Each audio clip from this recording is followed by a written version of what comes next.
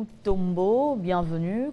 Merci beaucoup, Madame. Frère, vous êtes journaliste spécialiste de questions des infrastructures, développement et grands travaux. Vous êtes également présentateur du magazine RDC, Infrastructure et Développement sur la RTNC, c'est bien ça? Oui, exactement, Madame. Merci beaucoup pour l'invitation et merci à tous les téléspectateurs des Télé 50 qui sont disséminés à travers le monde entier, qui sont en train de nous suivre en ce moment. Alors, la population déplore le mauvais état de route. Elle peut se réjouir puisque la première tranche sur les 7 milliards du contrat chinois est déjà disponible et les lancements de travaux de construction de routes est prévu dans 2 semaines. Peut-on avoir des détails à ce sujet? En fait, en rapport avec la révisitation du contrat sino-congolais entre la RDC et les groupements des entreprises chinoises, aujourd'hui, il y a eu un rapport qui a été donné après investigation où l'inspection générale des finances, dirigée par Jules Alinguete, avait constaté que les contrats n'étaient pas équilibrés. Il fallait rééquilibrer les choses.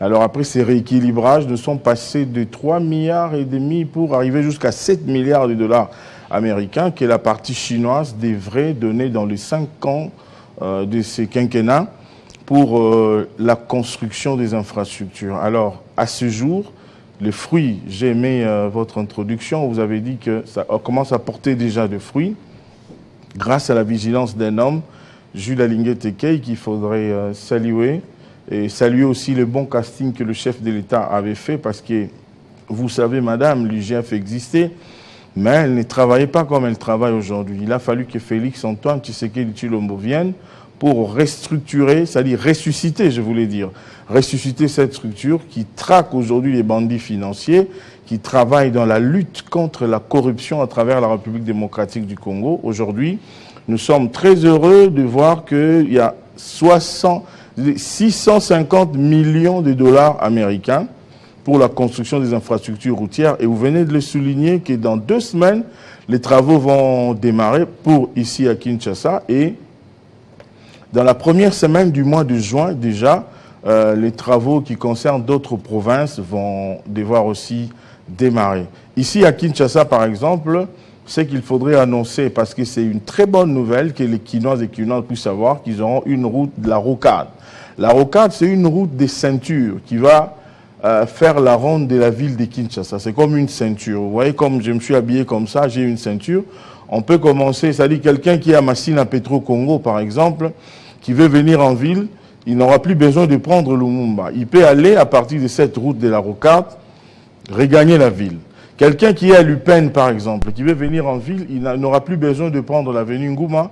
Alors, ce sont les bénéfices de ces travaux. La route de la rocade à 62 km de longueur. 62 km de longueur. Alors, bientôt, dans les 2 semaines, comme je disais, que les travaux seront lancés. Cette route permettra à réduire les embouteillages, réduire le problème qui se pose ici à Kinshasa. Mais pour l'intérieur du pays, nous avons la route Kananga-Kalamba-Mouji, nous avons la route Mbujima-Ingouba, nous avons la route Bukavu-Kamanyola, nous avons la route Kamanyola-Ouvira, Mbanzangungu-Kamba. Ce sont des routes qui ont été choisies pour la première phase, qui seront travaillées par la société CISC avec l'Agence congolaise des grands travaux ACGT. Et d'ailleurs, madame, ce mercredi, il y a eu une visite de reconnaissance. La visite de reconnaissance qui a été dirigée par, c'est-à-dire le directeur général de l'Agence congolaise des grands travaux, Nico Nzaounzao, qui a conduit une délégation de la présidence du bureau technique de contrôle de l'APLC, qui est dirigé par le DG Freddy Chembo, qui est dans le cadre de ces travaux. On a toutes les garanties pour avoir des bonnes routes. C'est ça le souci de Quinois. On ne veut pas avoir de route avec de nids de poules après 2 ou 3 ans.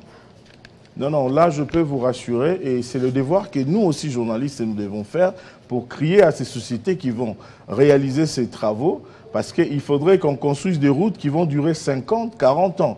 Pas de routes, comment je peux dire, des routes à presque usage unique où après un petit temps on va voir que les routes vont se détériorer. Nous devons veiller sur ça en tant que médias. Nous devons veiller sur ça pour que le travail se fasse correctement. Mais ce qu'il faudrait saluer ici, madame, c'est la vigilance. La vigilance et les efforts, l'amour de la patrie d'un digne fils du pays, Jules Alingué Tekei, qui a vraiment travaillé dans ce sens. Il y a beaucoup de gens qui ont spéculé pour dire non, voilà, 7 milliards, 7 milliards. Aujourd'hui déjà, le premier paiement de 650 millions est fait. Il faudrait jeter des fleurs à cet homme. Qui va gérer cet argent? Comment se fera le décaissement? Est-ce qu'il y a un suivi? Parce que pour que cet argent serve réellement à la construction des routes. Oui, mais il y a l'APLC. L'APLC qui va gérer cet argent. Il y a l'Agence congolaise de grands travaux qui est maître d'ouvrage délégué, c'est-à-dire le représentant technique du gouvernement pour voir. Parce que les études, vous voyez, avant que l'argent soit livré, il faudrait qu'il y ait des études. Alors, c'est l'équipe de l'Agence congolaise des grands travaux qui a mené des études en amont pour faire voir. Parce que l'argent est disponible, oui, mais l'argent sera décaissé quand il y a des études menées. On donne l'exemple de la route de la Rocade. Il y a des études qui ont été menées. On sait que c'est 62 km. La route partira d'où? Elle va sortir où? Il y a des expropriations aussi qui seront faites par rapport à cela. Donc, par rapport à cela, je sais que comme c'est un argent qui sort de la renégociation, qui sort d'un travail assidu de l'inspection générale des finances, je ne pense pas, en tout cas, je ne fais pas l'avocat du diable, mais je ne pense pas qu'à ce point, on peut s'attendre au détournement. Je ne pense pas. Et alors, concernant les études, la construction des routes n'est pas chose facile. Quelles sont les difficultés auxquelles le maître d'ouvrage fera face dans la construction de ces routes? Je pense qu'ici, on aura moins de difficultés par rapport aux réhabilitations des autres routes que nous voyons parce que ce sont des routes utilisées. Vous voyez? Mais il y a la plupart des zones qui sont non occupées. Mais c'est vrai, il y a aussi des zones par rapport à ces traçages où il y a des expropriations, des maisons qui devront être détruites pour qu'on puisse permettre les tracés de la route. Donc je pense qu'ici, les études ont été menées pour que le travail se fasse rapidement et sans pour autant qu'il y ait des difficultés. Les difficultés, ça ne manque pas, c'est la technique, vous voyez. Mais du moins, et puis la zone, quand nous prenons les 62 km de la Rocade de la ville de Kinshasa, tous les terrains ne sont pas idem. Il y a des terrains sablonnés, marécagés, c'est-à-dire ils ont déjà mené des études pour savoir, voici ici il y a du marécage, peut-être on pourra mettre du béton. À Kinshasa, ces travaux vont durer combien de temps? Puisqu'ils seront lancés dans 2 semaines, ils vont durer combien de temps? Pour le lancement, pour la durée, en ce qui concerne la durée des travaux, madame, là il faudrait que nous puissions nous ressourcer auprès de l'Agence congolaise des grands travaux, peut-être aussi avec l'APLC pour essayer de voir. Mais ce qui est sûr déjà que ces travaux ne vont pas durer, ça va prendre moins de temps parce qu'on a vraiment urgemment besoin de routes ici à Kinshasa. Alors la première tranche de la construction de routes est disponible et ça va commencer dans différentes provinces, au Kasaï central, au Kasaï oriental, au Sud Kivu et au Congo central. Oui, j'ai bien dit ici, madame, nous avons pour Kinshasa. Pour un peu de précision, permettez-moi de consulter mon va de Makoum. Pour Kinshasa, nous avons Mboudi, Upen, Télécom, Kimwenza, Njili Brasserie et Avenue Njoko. C'est-à-dire la route va faire, c'est la route de contournement. Vous voyez dans des pays, en France, en Belgique, il y a d'autres pays, même aux États, il y a des routes qui ceinturent la ville. C'est-à-dire les routes de contournement. Vous pouvez penser aller à l'aéroport, par exemple, ici à Télé 50, là où nous sommes en ville, vous dites non, je ne vais pas prendre Triomphal, je ne vais pas prendre poids lourd, mais je m'en vais directement, par exemple, au niveau du beach Ngobila, et puis je pique pour aller jusqu'à l'aéroport. Ça dépend de ce que vous voulez, de quelle route vous voulez prendre. Il faudrait que nous aussi, nous puissions arriver à ce niveau-là. Voilà ce qui est en train de se faire. Mais pour l'intérieur de la République démocratique, comme je l'ai dit, il y a la route Kananga-Kalambambouji, il y a la route Mbujimai-Nguba, il y a Bukavu, Kamanyola, Uvira, Mbanzangungu, Kamba. Ce sont les routes qui ont été identifiées. Alors, pourquoi avoir identifié d'abord ces provinces-là, alors que dans d'autres provinces, on n'a même pas une petite route? Ce sont les études Pourquoi qui ont été... ne pas commencer dans des provinces où il n'y a rien? J'aimerais vous donner ici avec des précisions avant de répondre à votre question, madame. Par exemple, la route nationale numéro 1, Mbujima-Ingumba, c'est 900 km. Et puis la route Kananga-Kalambambouji, 225 km. Vous posez la question de savoir pourquoi est-ce que dans excusez-moi, dans d'autres provinces où il n'y a presque rien, on n'a pas choisi. En fait, on devrait commencer par là, je pense. On devrait commencer par là. Malheureusement, je n'étais pas dans cette commission qui a mené ces études. Moi, ce que j'aimerais saluer, c'est juste que nous avons bénéficié de quelque chose, mais du moins, c'est un processus. C'est-à-dire, il y a la première année, la deuxième année, la troisième année, quatrième année et puis cinquième année. Ça va se faire. Il n'y aura aucun coin de la République démocratique du Congo qui sera oublié. Tous les coins seront pris en compte par rapport à ces travaux. Les Quinois souffrent déjà des embouteillages et les travaux seront lancés dans 2 semaines. Qu'est-ce qui a été fait pour éviter ces embouteillages? Il y a déjà quelques travaux, madame, dans certains coins de Kinshasa. Peut-être que vous ne circulez pas dans tout Kinshasa. Il y a la boucle Lemba. En fait, les routes, les voiries qui ont été faites, c'était pour permettre à réduire le taux d'embouteillage et puis à permettre qu'il y ait des déviations. Vous voyez par exemple quelqu'un qui habite ma campagne, aujourd'hui il peut aller par le pont Kanluka et puis sortir par Selemba ou aller à Lupin. Vous voyez la route Nzolana à Lupin, une très belle route qui a été faite récemment, que le chef de l'État a inaugurée. Il y en a plein de routes comme ça. C'est vrai, le besoin est tellement grand que quand ce qui s'est fait est petit, on ne sait pas peut-être voir quantifier. Mais du moins, ce qu'il faudrait saluer ici, madame, premièrement, c'est la volonté politique du président de la République, Félix Antoine Tshisekedi Tshilombo, qui a une passion de transformer la République démocratique du Congo. On le voit à travers ce qu'il est en train de faire. Oui, les routes ne suffisent pas. Madame, vous savez, le Congo, c'est un pays continent, comme on cesse de le dire. Il y a beaucoup de besoins. En dehors de routes, nous avons besoin des infrastructures aussi, d'autres types d'infrastructures. Parce que, madame, vous savez, nous avons plusieurs types d'infrastructures. Il y a des infrastructures routières, des infrastructures scolaires, des infrastructures sanitaires, des infrastructures aéroportuaires, des infrastructures dans divers types. Mais depuis que Félix Tshisekedi est à la tête de la République démocratique du Congo, il y a plusieurs projets qui ont été lancés, qui se réalisent concomitamment par-ci par-là. De l'autre côté, il y a des routes. Il y a le PDL 145 territoires. Le PDL 145 territoires, le premier projet qui existe en termes de développement depuis 1960 jusqu'au jour. Le meilleur on ne sent projet. Pas là, c'est vous qui le dites, madame. C'est vous qui le dites que vous ne le sentez pas. Qu'est-ce que vous voulez pour sentir que réellement cela s'est fait?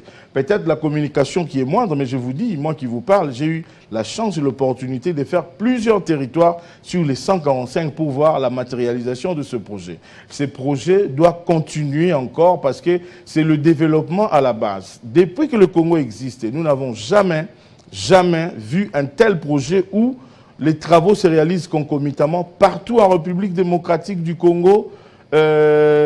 Les centres de santé, les écoles, les bâtiments administratifs. Aujourd'hui, vous savez, il y a des coins où les administrateurs du territoire travaillent sous des manguiers. Mais aujourd'hui, ils ont des bureaux équipés avec des équipements de dernière génération. Ils ont des ordinateurs. Donc tout ça, c'est grâce à Félix Tshisekedi. Il y a eu une grande détérioration pendant près de 20 ans, près de 2 décennies. Mais ce n'est pas en 3 ans, en 2 ans et demi qu'on va finir ça. Ce qu'il faudrait saluer, madame, j'insiste ici, c'est la volonté politique de l'homme. Nous avons à la tête de ces pays un homme qui est vraiment passionné de transformer le pays. Là, vous passez de journaliste à politicien. Non, je ne passe pas du journalisme au politique. C'est vrai, nous faisons aussi ce même travail parce que nous accompagnons les politiciens.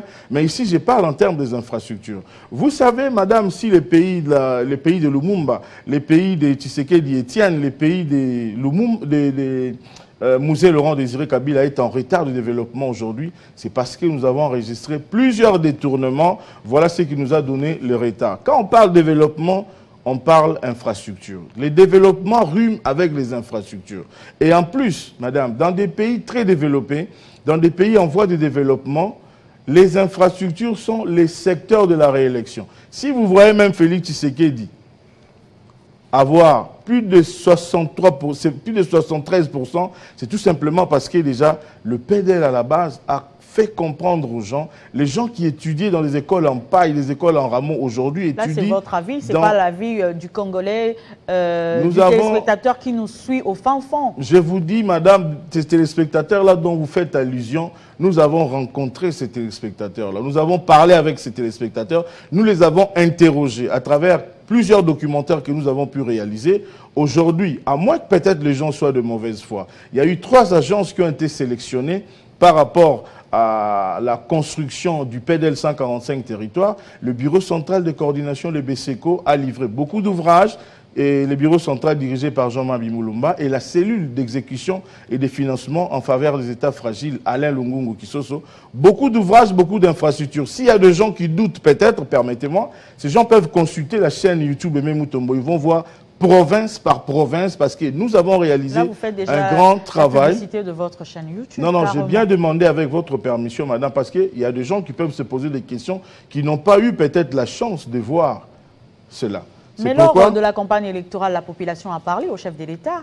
On n'a pas senti ce programme en province. Madame, vous savez, avec le PDL, il y a près de 1000 ouvrages qui ont été construits. 1000, c'est beaucoup, mais c'est presque rien. Parce que nous sommes dans un grand pays à la dimension continentale, ce pays ici, la RDC. Il y a beaucoup de besoins. Les années passées, nous n'avons pas senti une telle volonté que celle que nous voyons aujourd'hui à la tête de la République. C'est pourquoi il faudrait, madame, ici... Moi, ce qui m'écoeure, ce qui me fait mal, je vois à longueur de journée des gens passer dans des médias ici pour dire non, voilà, nous ne voyons rien, voilà, voilà, voilà. Et maintenant, nous avons 2 béquilles en termes des infrastructures, de la construction des infrastructures de route. 2 béquilles. Le fonds du gouvernement de la République, le gouvernement va sortir peut-être dans les 48 heures, dans les 72 heures, on attend impatiemment. Et puis, de l'autre côté, nous allons avoir aussi des fonds tiré de la renégociation du contrat sino-congolais. Alors nous avons avec ces 2 béquilles, je vous dis déjà à partir du mois de décembre de cette année, les gens vont sentir l'impact, les gens vont sentir la volonté de Félix Tshisekedi dans cela parce que, vous savez, les 1000 ouvrages que j'ai dit qui sont déjà livrés sont comme 10 gouttes dans un seau d'eau. Tout à fait. Il faudrait que nous puissions... Et Memutombo, oui. on verra bien. Actualité oblige, nous allons aborder un autre sujet d'actualité. C'est la formation du gouvernement. L'attente de la composition de la nouvelle équipe est très longue. Alors, pour certaines sources, le profil de futurs ministres pose problème. Qu'en dites-vous ? Oui, il faudrait... Puisque les chefs des regroupements et partis politiques veulent aussi faire partie de ce gouvernement, alors que la première ministre ne veut pas de ça. Oui, j'ai suivi l'honorable Kayumba, si je ne me trompe pas, qui est porte-parole de l'Union sacrée, dire et confirmer tout haut qu'il n'y aura pas de chef de parti politique dans ce gouvernement. Premièrement, je ne cesse de le dire et je continuerai de le dire que le chef de l'État a fait un très bon casting au niveau d'abord de la première ministre, Maman Judith Suminwa Tuluka, une première à ce poste. Maintenant, le problème qui se pose, il ne faudrait pas que Judith Suminwa ait des ministres qui pourront la faire ombrage. Nous avons besoin d'accélérer le processus de développement. C'est très important. Nous n'avons pas besoin... Elle a peur de ces chefs des partis politiques. Non, rien à voir avec ça. C'est une dame très dynamique que je connais, que j'ai eu à travailler avec quand elle était au ministère du Plan. Toujours quand on parle du PDL, par exemple, j'ai eu à couvrir, à côté de cette dame, près de 30-35 territoires sur les 145, où nous avons eu l'opportunité, dans le cadre de notre magazine RDC Infrastructure et Développement, de l'accompagner, de l'assister, la visibilité de ce projet. Ce n'est pas qu'elle a peur, mais du moins, nous n'avons plus droit au tiraillement et aux problèmes, machin. Nous n'avons pas besoin, ça allait m'échapper, de voir des personnes qui ont été citées dans les malversations financières revenir dans le prochain gouvernement. Mais tous n'ont pas été cités. Il y a des ministres qui méritent d'être reconduits dans ce gouvernement. Vous êtes d'accord avec moi, madame? Il y a des ministres qui ont mouillé les maillots, qui ont très bien travaillé, qui méritent d'être reconduits.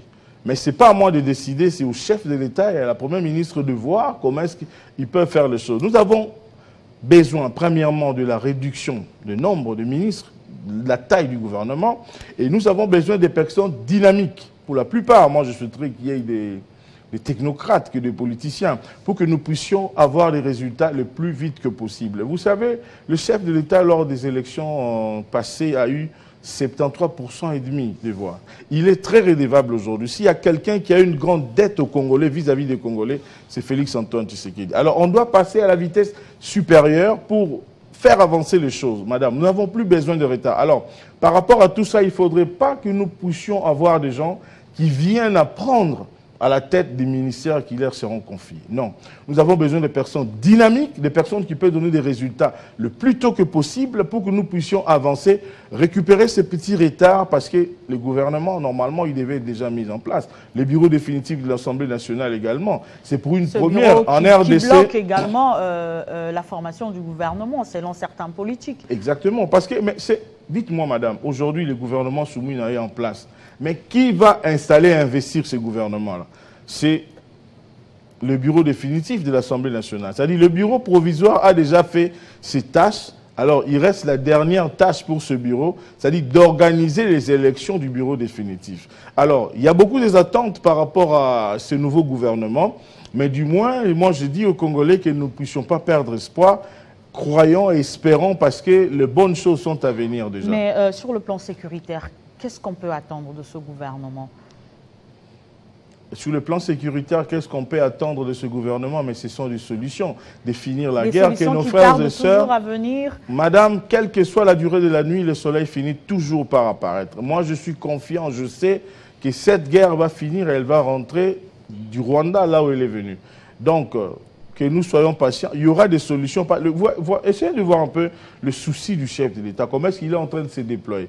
Par ici, j'aimerais saluer le geste et puis l'acte du cardinal Ambongo qui a entamé une démarche pour aller voir le chef de l'État. Qui a enterré la hache de la guerre. Exactement. Madame, Carrément. vous ne pouvez pas, madame, aujourd'hui dans votre maison, être là, être en conflit vous-même pendant que le voisin qui est à l'extérieur est en train de vous combattre. C'est difficile de gagner cette guerre. J'ai aimé, et même ses propos au sortir de cette audience, par rapport à tout ce qu'il a dit, c'est comme ça. C'est ce que nous attendons du cardinal. On peut parler d'un nouveau partenariat entre l'Église et l'État? Pourquoi pas? Ils sont obligés de travailler ensemble pour l'intérêt du peuple. C'est-à-dire, les égos des uns et des autres doivent être mis à côté et on regarde ensemble sur la même direction. Je vais vous donner un exemple, madame, en une seconde. Vous voyez quand le Léopard joue un match de qualification, même si ce n'est pas un match de qualification, est-ce que vous voyez la liesse, l'angoisse qu'il y a?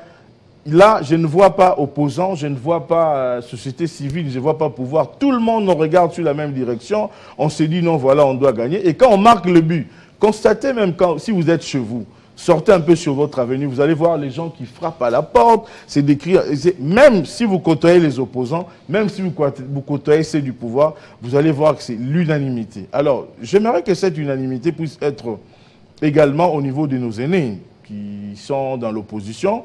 Quand il y a agression du pays, il n'y a pas d'opposition. Il n'y a pas le pouvoir, il n'y a pas de société civile. L'Église catholique, c'est son rôle. C'est la plus grande église ici au Congo, à Kinshasa. J'ai apprécié les gestes. Cette guerre, madame, je vous dis, elle finira par se terminer.